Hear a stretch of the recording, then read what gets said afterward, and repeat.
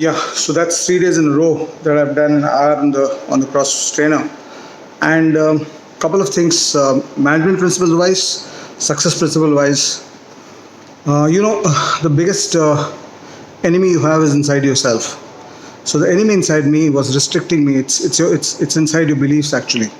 So the enemy inside me was telling me that you can't exercise vigorously any longer, and it's a very personal battle when you start fighting that enemy, and it's you against that guy. Unfortunately, most of our times in our lives, we are looking for enemies outside when the biggest enemy is actually inside you. And if you can overcome that enemy, the belief that tells you that you're not good enough to do it, that's the point where your life starts changing, no matter what you're looking at. So, in my case, it's a fitness program.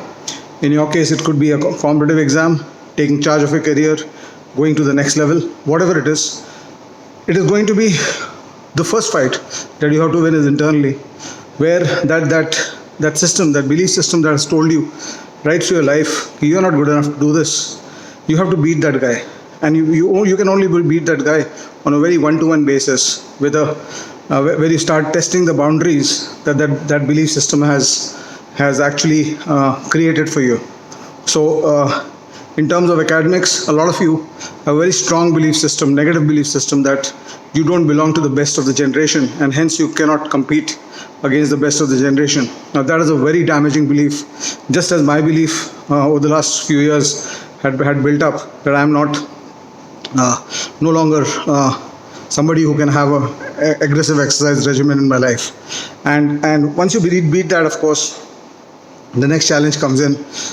You can of course beat that with a lot of adrenaline, with a lot of willpower, but ultimately, if you want to sustain your success, or you want to actually amplify your success, then you need to make sure that you are actually being consistent about what you're doing. So my challenge to myself after 3 consecutive days of I was on a holiday at a resort. So 3 consecutive days, I had a lot of time to actually think about it for myself.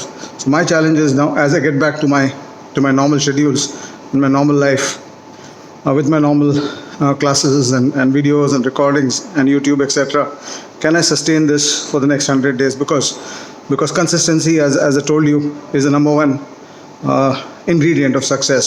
So once you start beating that belief system inside you, that negative belief inside you, and turn it into positive, the next challenge that you need to overcome is being consistent about consistently doing what you taught yourself to do. So all the best to all of you, and hopefully I'm going to have a 100-day series on this, my challenge to myself. And I'm only doing motivation after an exercise session like this. Thank you so much. Bye-bye.